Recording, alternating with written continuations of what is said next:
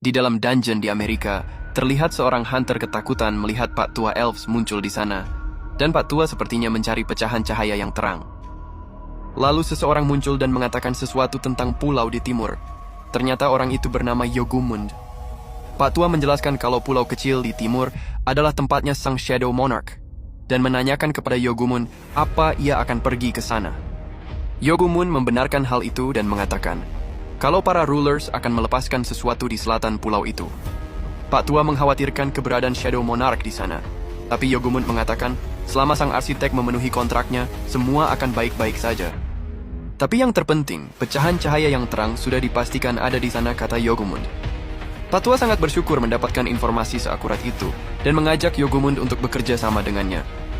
Tiba-tiba Pak Tua mengalihkan pandangannya dan melihat seseorang datang menghampiri mereka. Orang itu bertanya, apakah pulau di timur itu yang mereka maksud adalah Korea?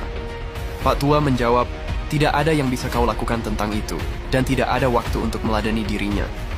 Saat Pak Tua akan menyusul Yogumund masuk ke dalam portal, tiba-tiba orang itu langsung menyerang Pak Tua.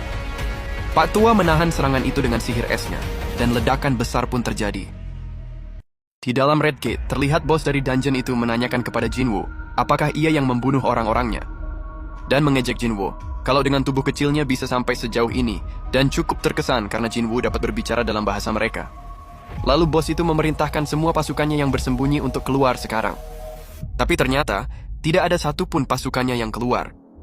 Melihat itu, Jinwoo mengatakan kalau bos itu orang yang lucu, dan memanggil pasukan bayangannya untuk keluar.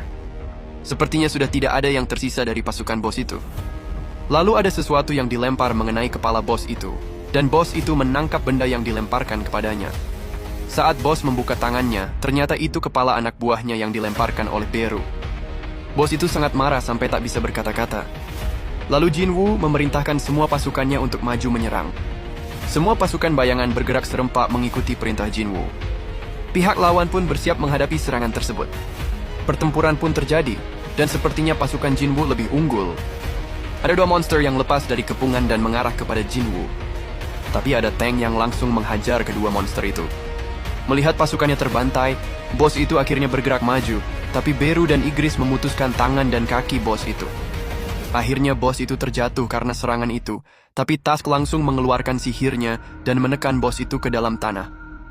Dengan perlahan Jinwoo mendekat kepada bos itu dan mengatakan bahwa bos itu akan menjawab semua pertanyaan. Akan lebih sedikit rasa sakit jika bos itu melakukan yang Jinwoo inginkan. Sampai bos itu meninggal, Jinwoo tetap tidak mendapatkan jawaban yang diinginkan.